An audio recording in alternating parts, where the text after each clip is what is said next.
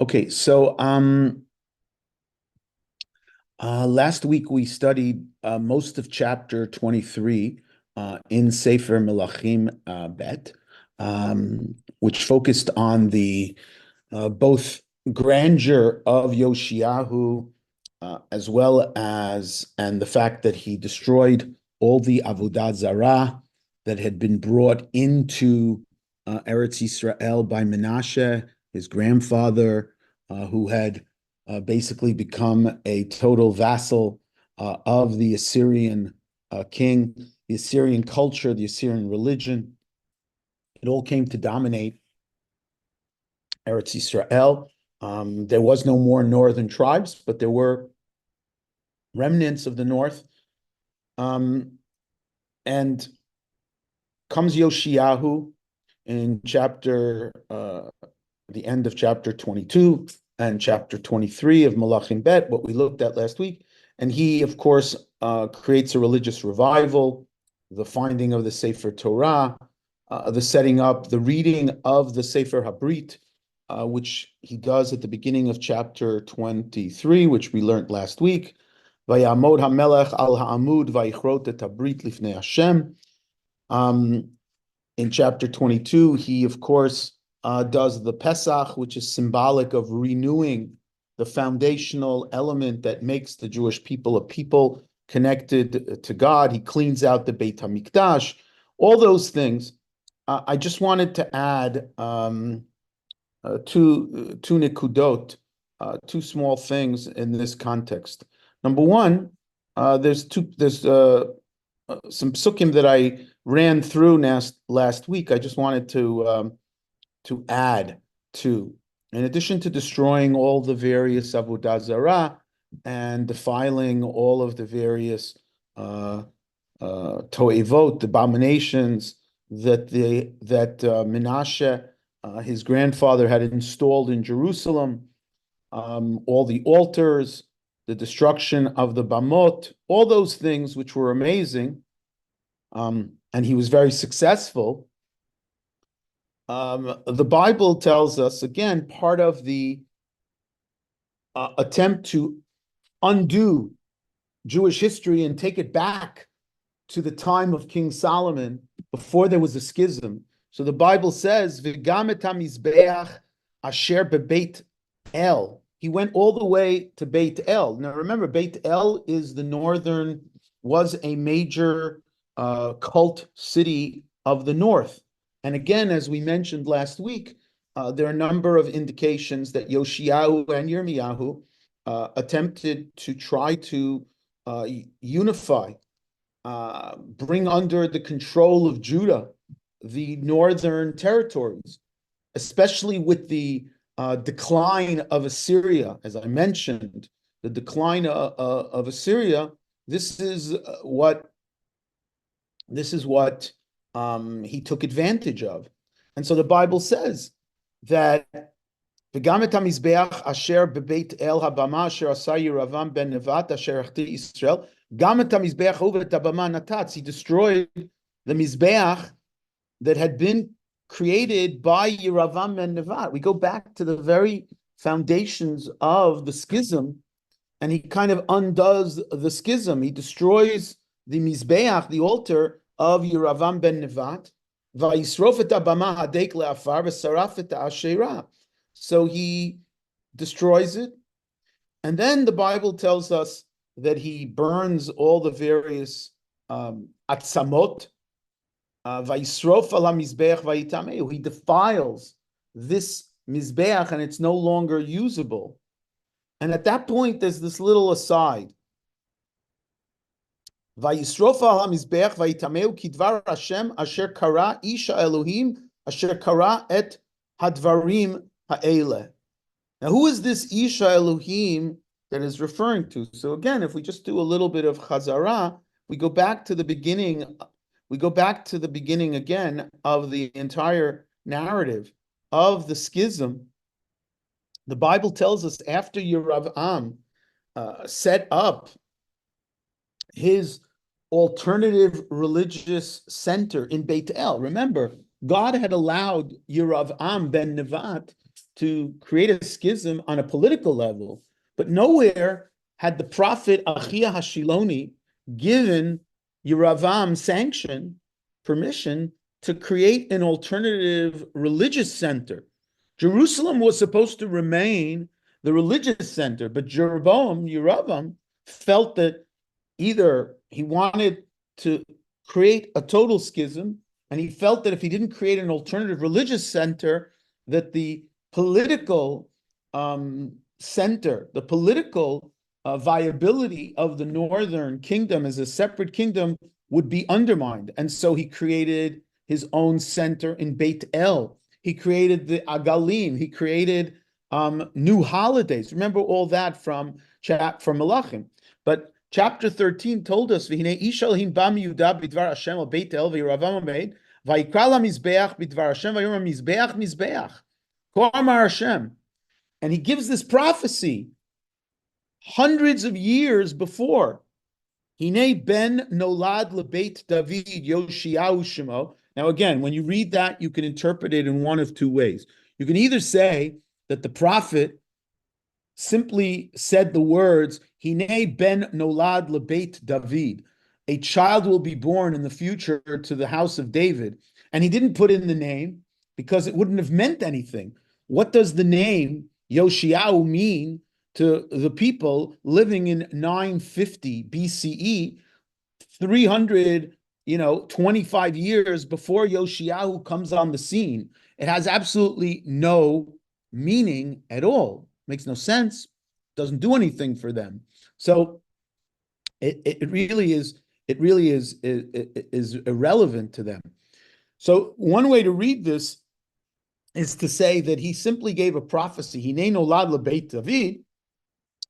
And in the final edition, the final editors of the book of Melakhim, i.e. Yirmiyahu and his circles, when they put it in as a statement, Yoshiyahu was the fulfiller of this prophecy. The other alternative is to say, yeah, he said Yoshiyahu, and they didn't know who he was talking about. But the point is, he said this prophecy, and he said, V'zavach alecha on the Mizbeach, et kohanei abamot ha'mekapshim alecha, v'atzmot adam yisrafu alecha. That's what's going to happen. Could the name of Yoshiyahu be a prophetic allusion to Yi'ush, which Yoshiyahu abolished by his destruction of the Bamot? Yeah, I don't think that's the etymology in terms of the way Hebrew works. I actually don't think that it's. I don't think that's what it means. But again, I'm not sure exactly what it means. But I'm not. I don't think that's the source. But okay, could be a possibility. Okay, now when we go back here, so this is the fulfillment of that, which of course is a very important theme in prophetic literature. The idea that prophecies that are predicted, if there's no teshuvah and there's no attempt to change, they will actually be fulfilled. And that's exactly what happens here. And the Bible says that Vayisrof al hamizbeach, vayifen Yoshev vayarta hakvarim asher b'ham, vayishlach vayikach et atzamot min hakvarim, vayisrof al hamizbeach. This is the mizbeach that Yeravam ben Nevat had built. Vayitameu, he defiled it. Kidvar Hashem asher kara ish Elohim asher kara tavrim eileh. And then vayomer ma tziyun halaz asher ani roeh, vayomru elav anshei ha'ir hakever ish Elohim asher ba miyuda vayikra tavrim eileh asher asita al hamizbeach Beit El. Vayomer hanichulo. So don't touch his bones. Don't defile his bones. Ish al yamnab atzmotav. Vayimaltu atzmotav et atzmot hanavi asher ba mi shomron. Okay, so that's an important point I just wanted to add in this context. And he, of course, they do the Pesach, all the things that are trying to restore, the connection to God, and this is where we got up to, and it's in this context again that that Yoshiyahu is successful, and that's what we got up to. And we read at the very end of the story. And again, I just wanted to add just a little bit of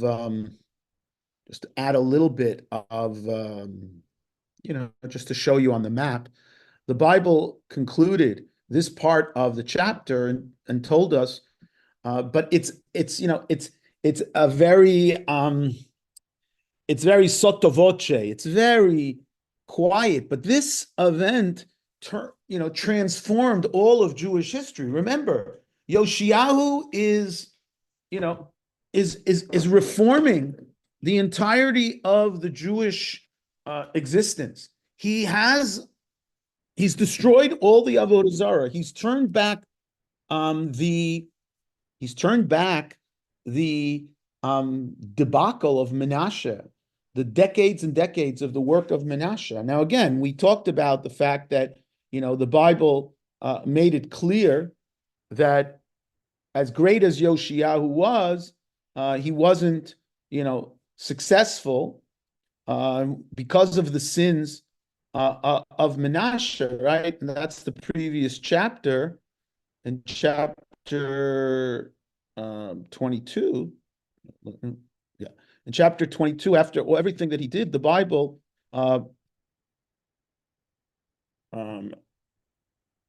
says, let's see.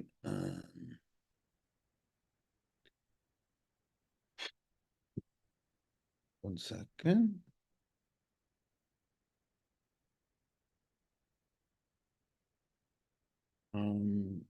No, it's not in chapter 22, so I guess it was in the next chapter, in the chapter that we were reading, that, all these wonderful things that he did, destroyed the Bamot, did the Pesach, did all these things, he got rid of the Avot, he got it, right? Here, V'chamohu lo haya lifanav melech asher shav el Hashem b'chol levavo, b'chol nafsho, b'chol me'odo. There had never been a king who had returned to God. And you have the Devarim, Deuteronomy language here. B'chol levavcha, u'b'chol nafshecha, u'b'chol me'odecha, ve'acharav lo kam kamohu. No one was like him. That's an amazing statement.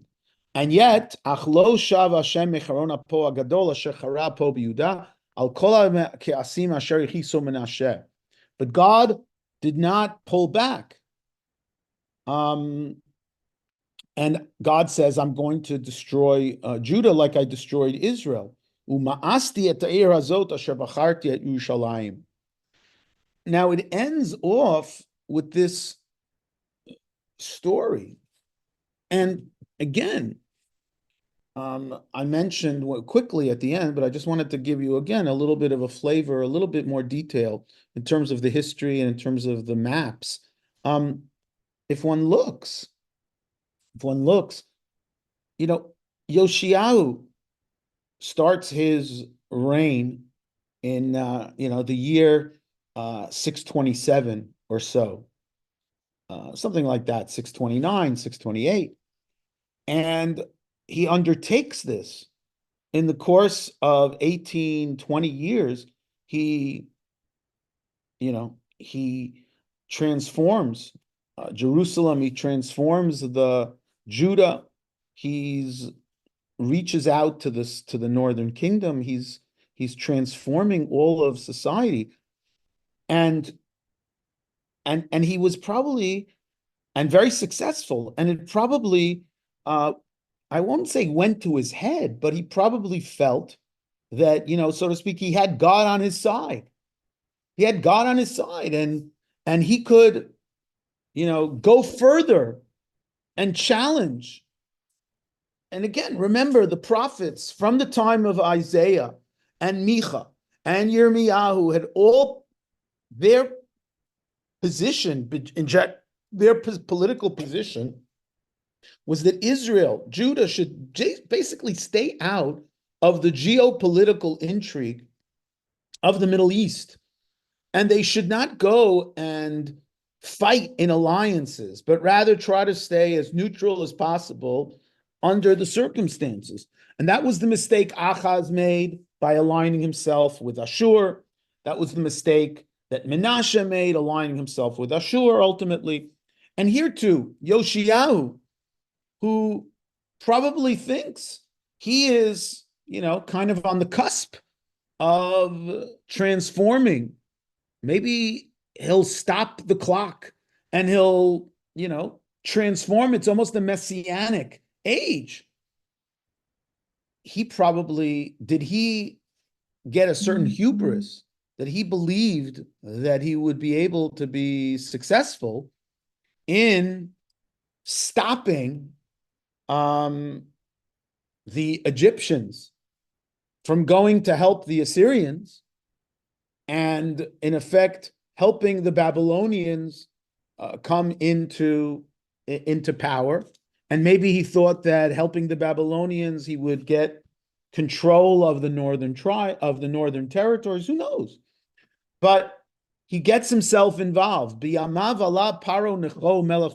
we have this accounted for in the Assyrian annals. We have it in the Egyptian annals.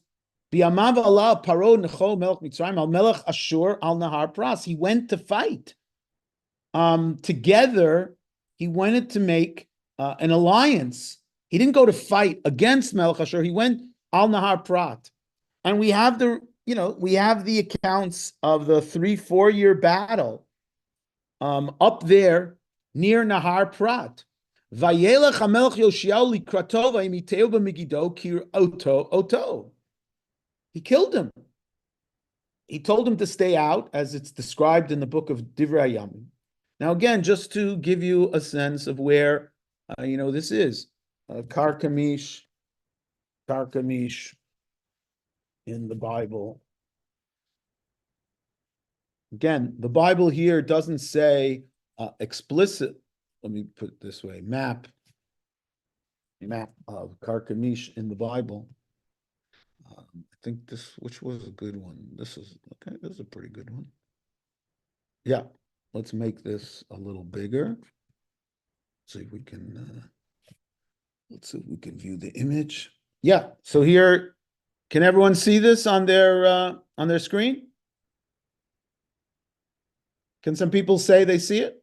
Yes. Okay, so again, if you look at the battles, the Bible tells us, the external sources, but also the Bible tells us the Babylonians came from the east. There's a major battle in Haran between the Assyrians and the Babylonians. And the climactic battle happens a few years later in Karkamish. And Karkamish is on the border. Okay, this is the Euphrates River. So exactly like it says that he was on his way up to the Euphrates River.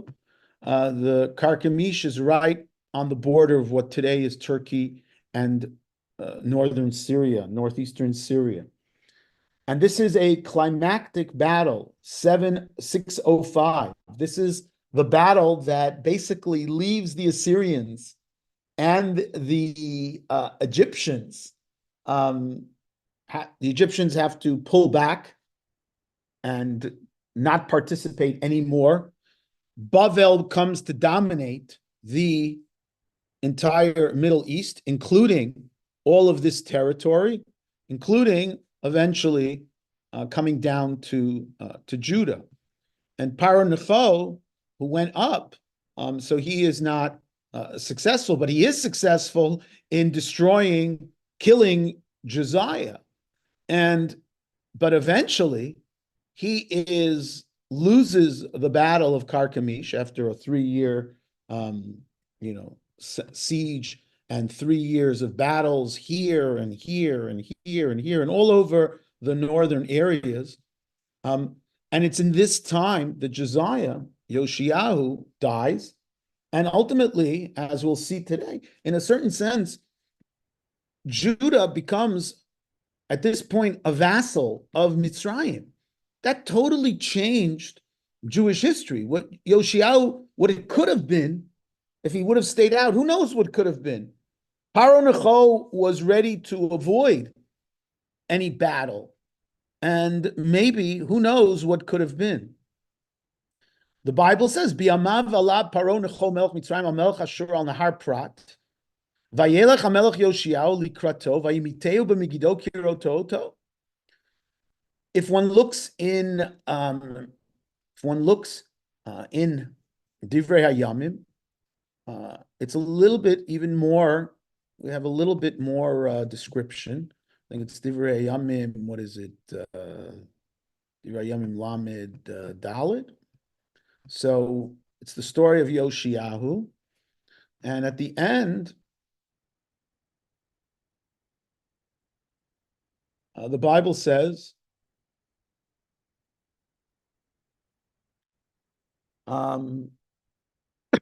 excuse me, so I guess it's in the next chapter, already in chapter 35.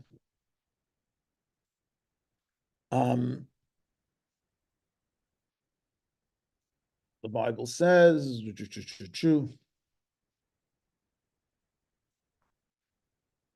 the Pesach, and again, there's an irony here that after he does this great Pesach, he's ultimately defeated by Paro Necho. Acharei kol zot, asher hechin Yoshiyahu et habayit, ala Necho melech Mitzrayim, li'ilachem b'kar Kemish, which we just saw. For some reason in Melakhim, it doesn't explicitly tell us what city. Vayetzel likrato Yoshiyahu, vayishlach elav malachim lemor, maliv elach melech Yudah, stay out of it. Lo alecha ta'ayom ki el beit milchamti, chadal lechem Elohim.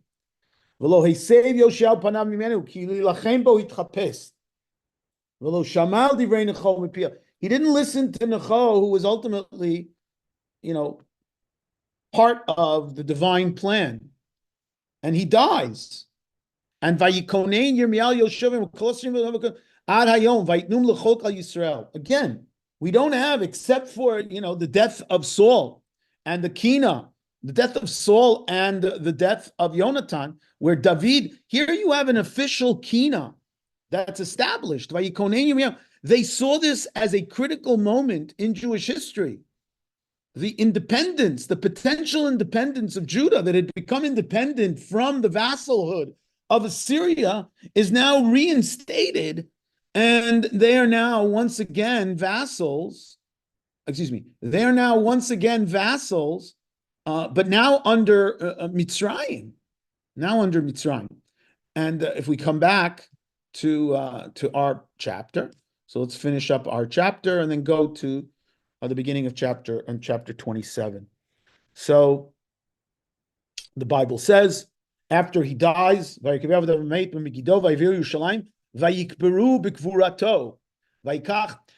I want you to remember that this is also, in a certain sense, an undermining of the nevuah of Huldah.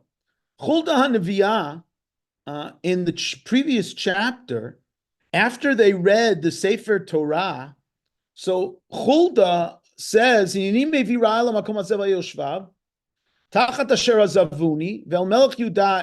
etc. And she says, however, you should tell the king,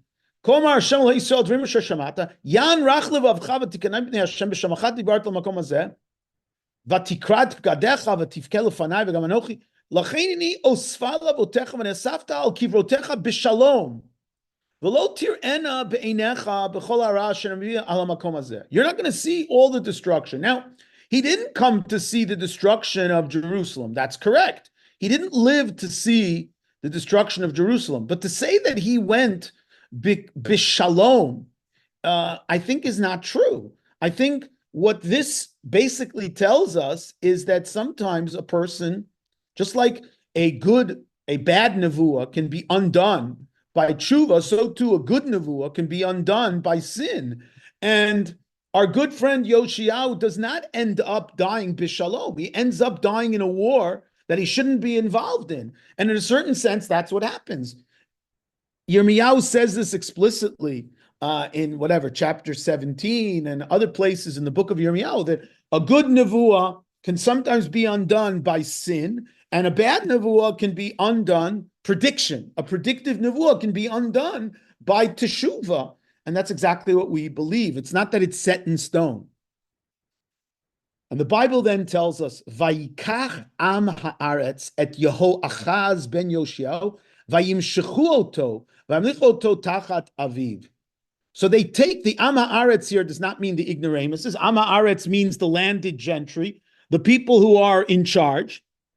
And it seems pretty clear that he too, the Am Haaretz, supported the foreign policy of Yoshiyahu. They were the key advisors, and they probably put Yehoachaz to be king. Ben Esrim v'shalosh shana Yehoachaz b'molcho. We'll see in a second that he is a younger son. Now, why would you choose a younger son than the older son? Probably because you think he's more ra'ui, he's more worthy, and also because he aligns with your policies, your domestic policies, your foreign policy. Because look what happens. Ben esrim v'shalosh shana Yehoachaz b'malcho u'shlosha chodoshim. He's only there for 3 months. Vayasara b'nei Hashem k'chol asher asu avotav. He does bad in the eyes like his fathers. Now, how much bad can you do in 3 months? Does he bring back all the avodah zarah? I don't know. But one thing he clearly does is he ticks off Mitzrayim, because the next pasuk says, "Vaya asreu paro necho berivla be'eretz chamat." Remember, we saw Rivla on the map. Rivla is up there in Syria, in northern Syria, and he basically, puts him in jail. Mimloch b'Yerushalayim. Vayitain onesh al haaretz mea kikar kesef v'kikar zahav. Vayamlech paro necho et Eliakim ben Yoshiyahu tachat Yoshio aviv. Vayasev et shemo Yehoyakim ve'et Yehoyachaz lakach. He takes. Now, obviously, changing the name means that you are now in control. He's your vassal. Mitzrayim installs Eliakim, who they change now to Yehoyakim. So these are the sons of Yoshiyahu. First is Yehoachaz, 3 months. Now Yehoyakim, and this guy Yehoachaz ends up in Mitzrayim and he dies.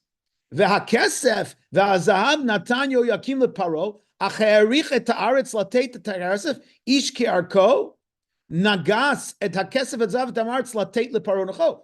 Obviously, he punishes those who had been supportive of his brother. The Am Haaretz, he imposes upon them a fine.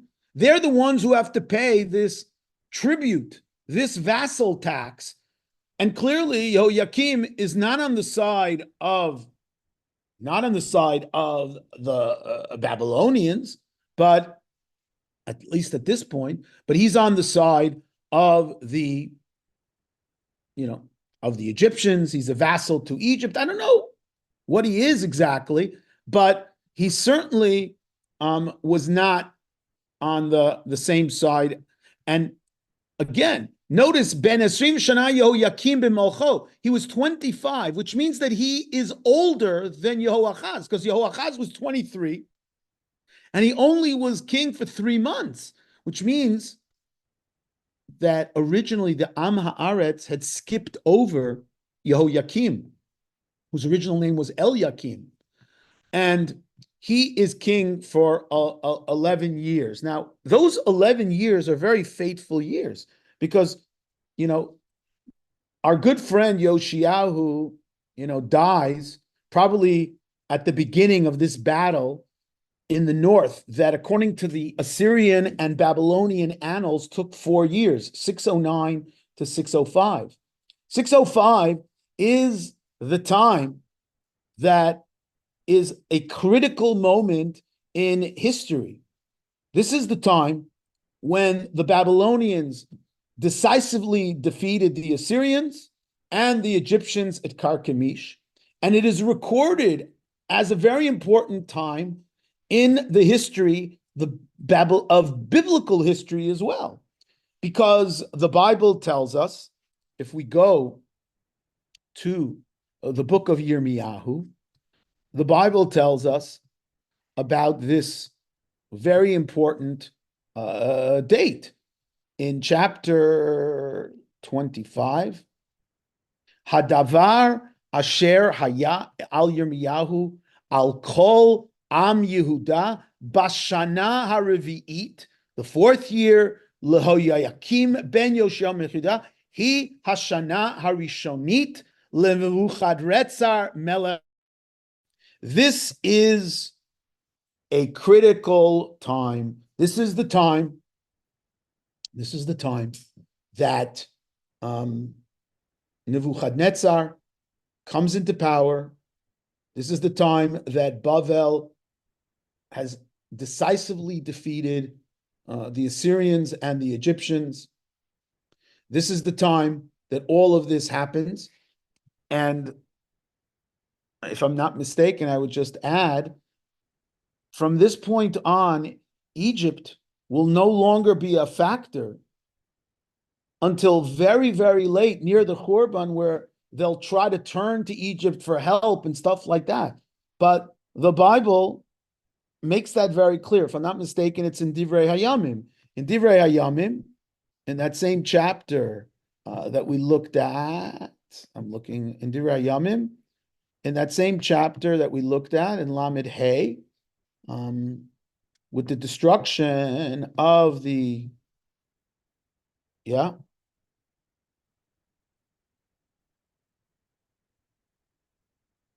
let's see here. 1 second, is it the next chapter?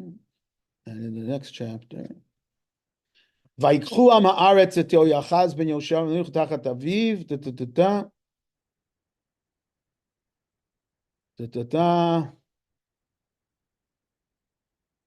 I thought it said here, but again, okay, we'll find those psukim. Okay, we'll find those psukim. Anyway, back to our chapter. So our chapter tells us, so in Yirmiyahu, during the fourth year of Yoakim is the first year of Nebuchadrezzar. It's the same person. He appears with two different names. The word Nebuchadrezzar or Nebuchadnezzar is a conjunction of two words. Nebuchadnezzar, Nebu, is one of the major gods of Babylonia at the time, second in importance to Marduk as a Babylonian god, the god of Nevo or Nebu. It may be connected to the word Navi, maybe not, unclear, but it has to do something like, the god Nevo should protect, or Nebu or Nebo should protect my heirs, my Yorshim. That's what the word Nebuchadnezzar means, according to most scholars. So this is a critical moment. Yirmiyahu, for the last, for the last 23 years, the first half of the book of Yirmiyahu has been prophesying to them to do tshuva, to go back, lest something terrible has happened. Va'adaber alechem ashkem v'daber v'lo shma'atem. You didn't listen. And now, because of this, Hineni sholech v'lakachti et kol mishpechot tzfon na'um Hashem ve'et Nebuchadnezzar avdi v'aviotim al haaretz azot v'al yoshveh ve'al kol hagoyim el saviv. He's going to come and he's going to destroy. Va'avadati mehem kol sason v'kol simcha kol chatan v'kol. He's going to destroy everything.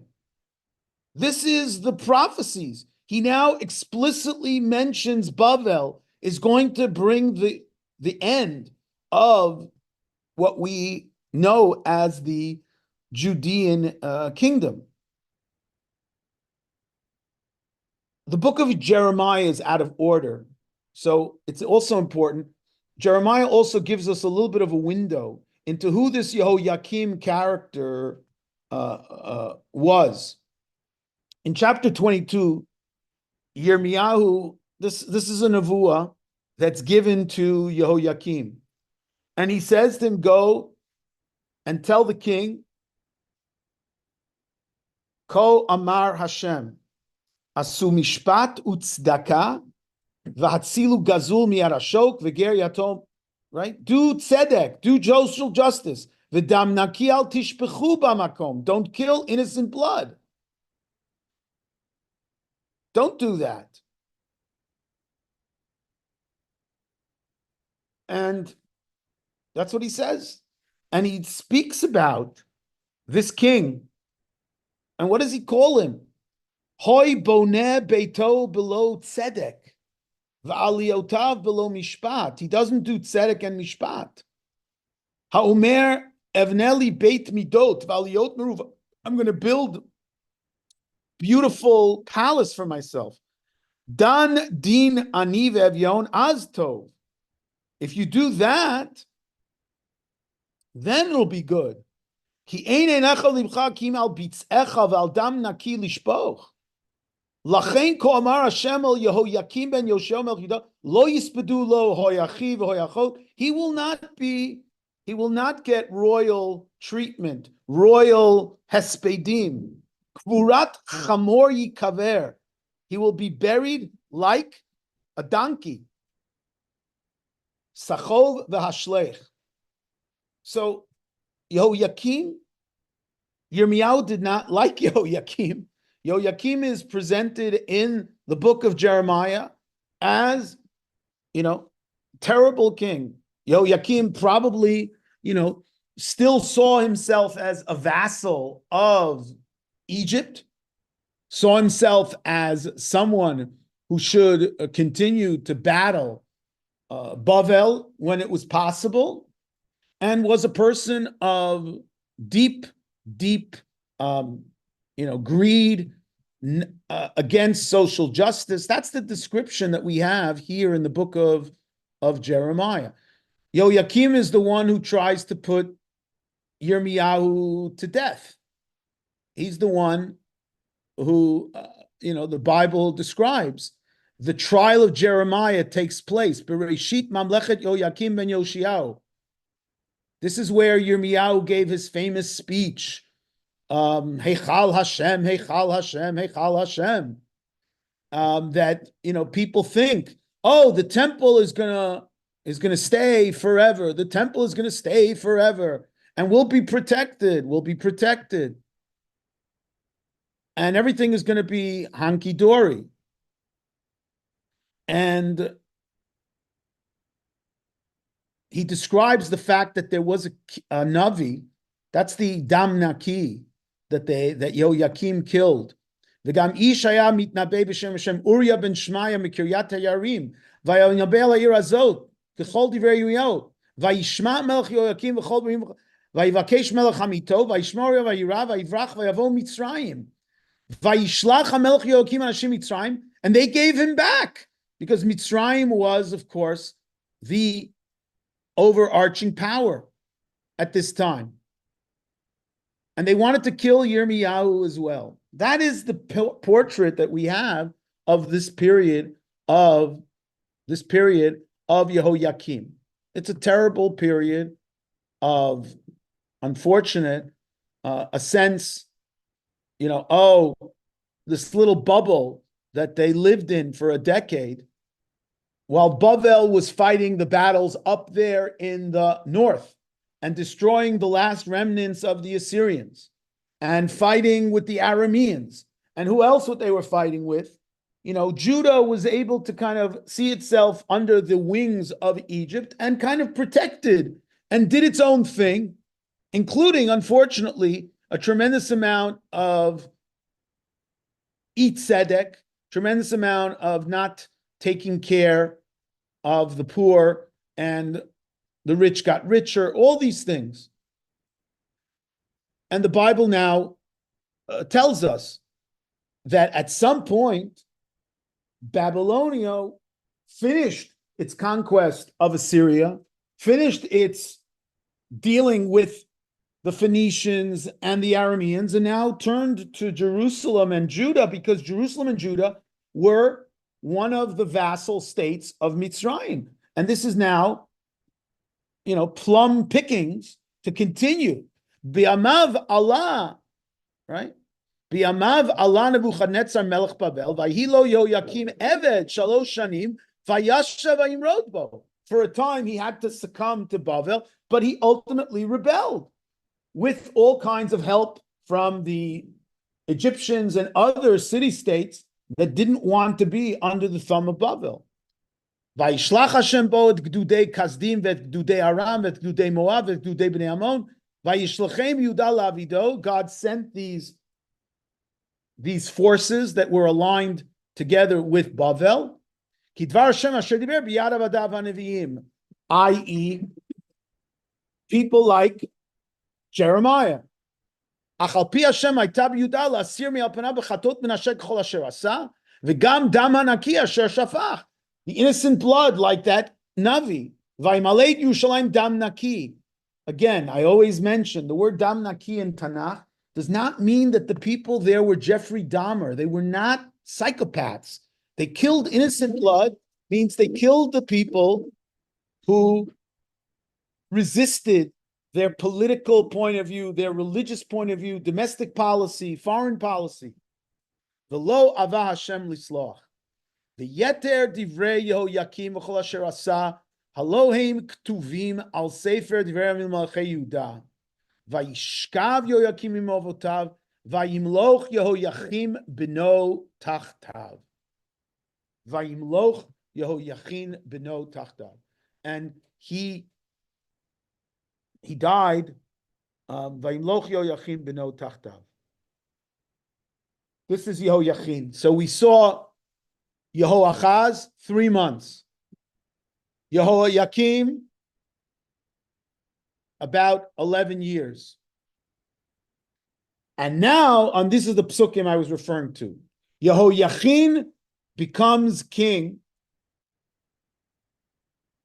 but he's not really able to be king because at this point, after the Mered of Bavel, after the Mered, the rebellion against Bavel, Bavel is not going to simply let this shoshelet, let this what you would call it, this dynasty continue.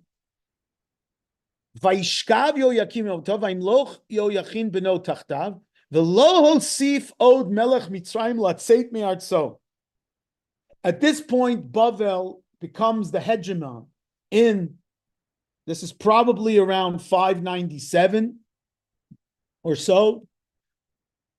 Bavel becomes the dominant power even in the northern parts of Israel, as well as in Judah. Ki lakach melech Bavel minachal Mitzrayim ad nahar prat kol asher hayta lemelech Mitzrayim.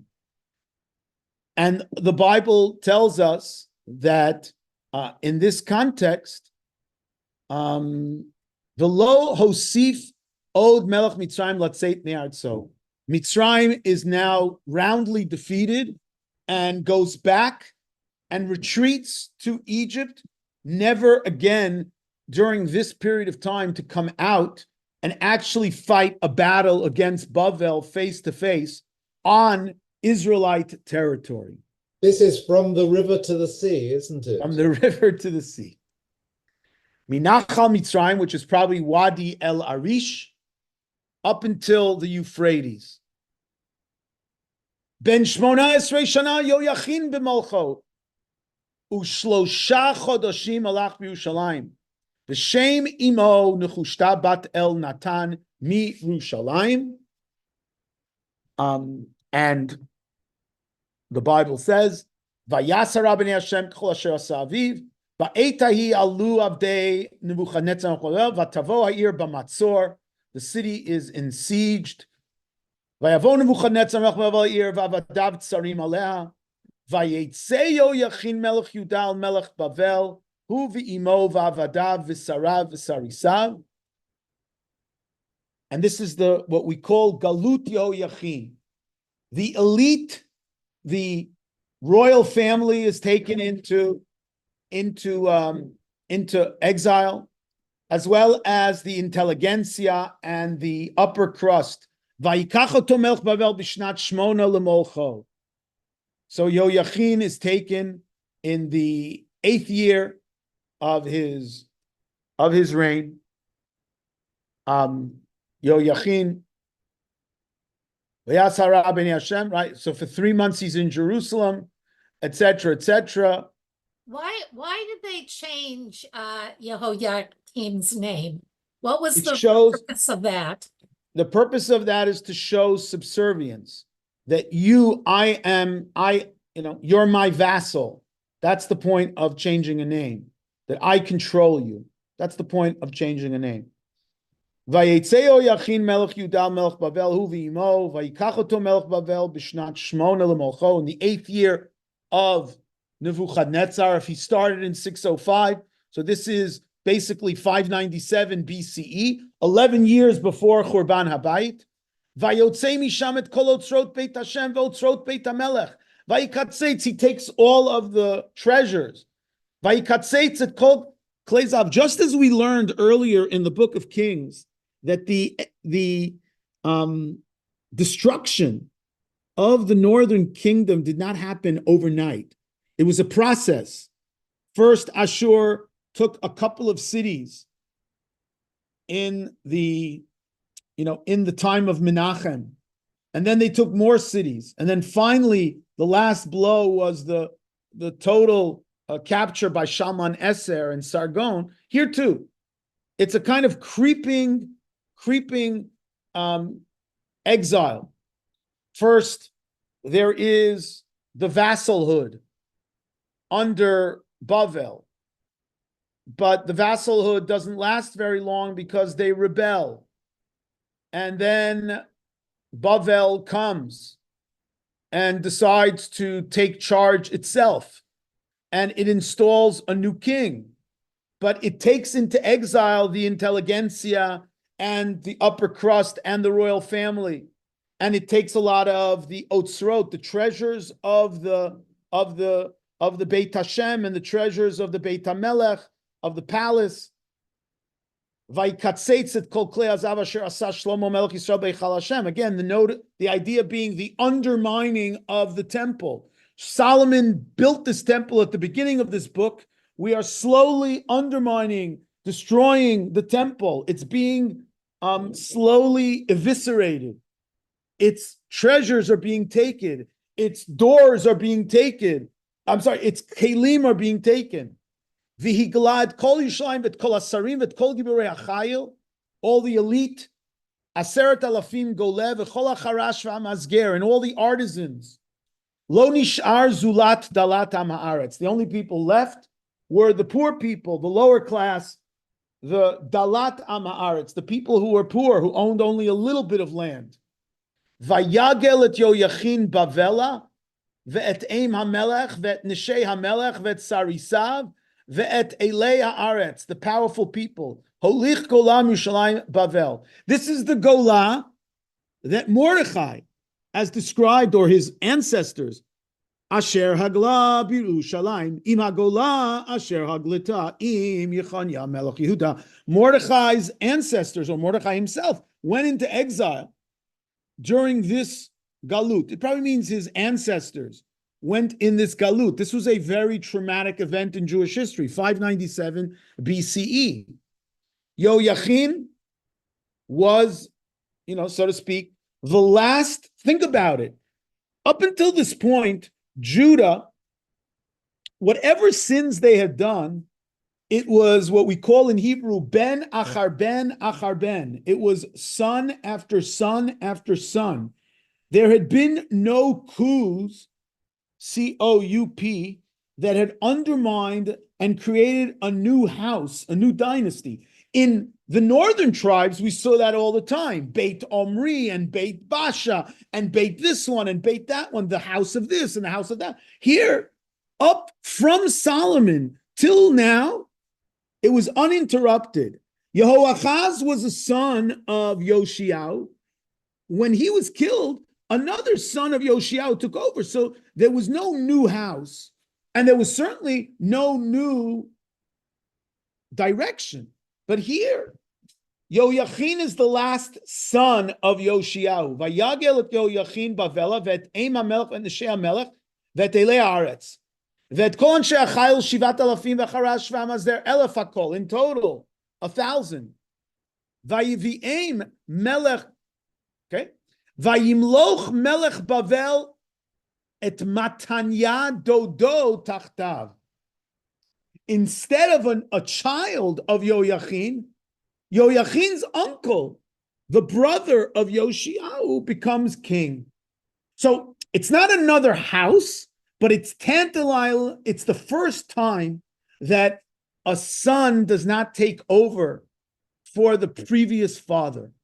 It's a brother, Matanya Dodo, the uncle of Yoachin, the brother of Yoshiyahu, and his name is also changed again to show vassalhood.